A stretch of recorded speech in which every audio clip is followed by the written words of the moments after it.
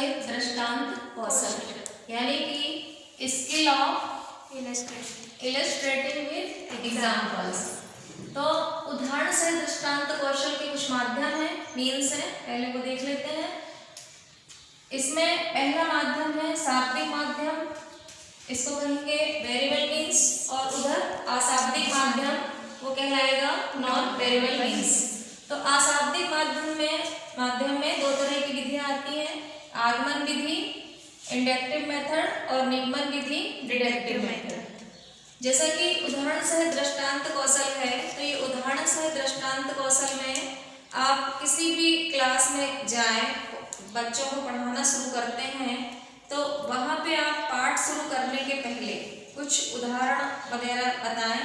तो उदाहरण से दृष्टांत कौशल का मतलब ये है कि पाठ पढ़ाते पढ़ाते आप बच्चों को कुछ उदाहरण देके समझाएं, या फिर कुछ ऐसी चीज़ें उनके समक्ष रखें, उसके सामने रखें कि आप वास्तविक चीज़ें लाना क्लास में मुमकिन नहीं रहता है, तो कुछ कृत्रिम चीज़ें, बनाई हुई चीज़ें अपन यहाँ ले आए क्लास में, बच्चों को दिखाएं, उसके अनुसार अपन पढ़ाएं।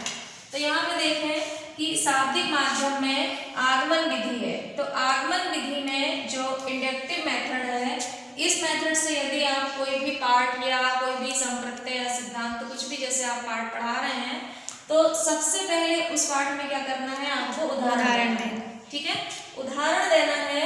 यदि आप आगमन विधि से पढ़ा रहे हैं, मतलब आप जो भी पाठ से संबंधित कुछ भी आप पाठ पढ़ा रहे हैं, उस पाठ से संबंधित आपको क्या कहना है, उदाहरण देना है। उदाहरण कैसे देना है, कोई कहानी, कविता या गीत के माध्यम से, या कुछ वस्तुएं आप पूछें उस पाठ से संबंधित और एक उदाहरण बताएं, फिर उदाहरण के बाद आपका संप्रत्यय या आपका पाठ शुरू करें।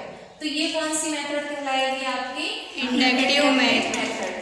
सेकंड निगमन जो विधि है आपकी, निगमन विधि डिडक्टिव मेथड है। इस मेथड में क्या करना है, आपको पहले पाठ पढ़ाना है या सिद्धांत की शुरुआत, या थोड़ा सा पाठ पढ़ा देना है, या हिंदी पढ़ा रहे हैं तो कोई भी कहानी, कविता, दोहे पढ़ा देना है। उसके बाद आपको कोई कहानी या उसका उदाहरण उस पाठ से संबंधित देके बच्चों को समझाना है। तो ये कौन सी विधि कहलाएगी, निगमन विधि। तो आगमन विधि में पहले क्या करना है, आपको उदाहरण देना है, उसके बाद समझाना है, पाठ को पढ़ाना है। और इधर भी क्या करना है, पहले थोड़ा सा पाठ पढ़ाना है, फिर उदाहरण देना है, समझाना है, फिर उसके बाद आगे पढ़ाना है। तो ये दो मेथड है, कौन से माध्यम में, शाब्दिक माध्यम में, आगमन विधि और निगमन विधि।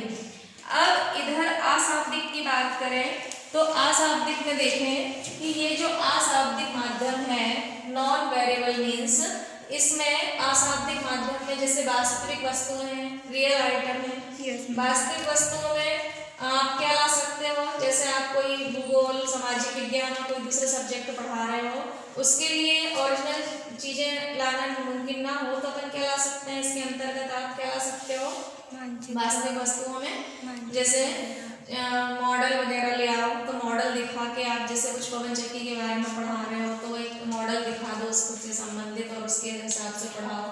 कुछ चित्र बता रहे हो, जैसे किसी की जीवनी पढ़ा रहे हो, तो उसके कोई महापुरुषों के चित्र वगैरह हैं वो दिखा के, या कोई साइंस से संबंधित कोई रिलेटेड चीज़ें आप पढ़ा रहे हो, तो उसका चित्र ले आओ यहाँ पे और बच्चों को दिखाकर उनको समझाकर पढ़ाओ। या बोर्ड में, ब्लैक बोर्ड में भी आप, व्हाइट बोर्ड में भी आप चित्र बना के बच्चों को समझा सकते हो। इसी तरह से अब मानचित्र, रेखा चित्र है, तो ये मैप या जो ड्राइंग है जिन सब्जेक्टों में यूज होती है, उन चित्रों के मानचित्र या रेखा चित्र आप लेकर आए, बच्चों के समक्ष रखें, उनको दिखाएं, उनको दिखा के आपकी थ्योरी के साथ साथ ये चित्र दिखाकर उनको आगे का पाठ समझाते जाएं। अब प्रायोगिक प्रदर्शन में एक्सपेरिमेंटल डेमोन्स्ट्रेशन है, इसमें भी बहुत सारी चीज़ें आप प्रयोग करते हुए दिखाएं और बच्चों को पढ़ाते जाएं। तो कहने का तात्पर्य है कि उदाहरण से दृष्टांत कौशल में आपको जो भी पाठ पढ़ाना है, वो पाठ पढ़ाते पढ़ाते आप या तो पहले उदाहरण दें, कोई चीज़ें उनको दिखाएं, और फिर आप पाठ की शुरुआत करें। या पाठ की शुरुआत या सिद्धांत आप पढ़ा देते हैं, तो उसके बाद आप उदाहरण बताएं। तो ये होता है उदाहरण से दृष्टांत कौशल। अब इसके कंपोनेंट्स देखेंगे अगले चैप्टर में। दृष्टांत कौशल में अगला अपन कंपोनेंट्स देखेंगे। तो skill of illustrating with examples में कंपोनेंट्स हैं, घटक हैं। पहला है आपका उदाहरण सुगम एवं सरल कैसे हो कि जो भी आप पाठ स्टार्ट करें, क्लास में जाके, कक्षा में जाके विद्यार्थियों को आप पाठ पढ़ाते हैं, तो आप जो भी उदाहरण दें, तो यदि आप उदाहरण दे रहे हैं मीन्स आगमन विधि का यदि आप उपयोग कर रहे हैं यहाँ पे, तो वो उदाहरण कैसे होना चाहिए? सरल होना चाहिए।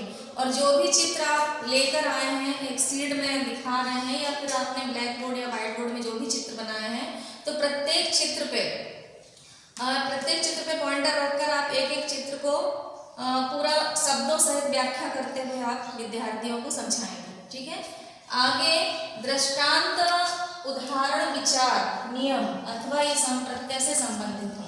आप जो भी उदाहरण बता रहे हैं, चाहे आप कहानी के थ्रू बता रहे हैं, किसी और घटना के प्रति आप बता रहे हैं, जो भी आप उदाहरण बता रहे हैं वो सारे उदाहरण आपके कैसे होना चाहिए? उस पाठ या उस सिद्धांत, उस संप्रत्यय से जो आप पढ़ा रहे हो उससे क्या होना चाहिए? संबंधित होना चाहिए। और दृष्टांत प्रशंसिक हो, मतलब कि सुनने में अच्छा लगे और वो समझ में आए।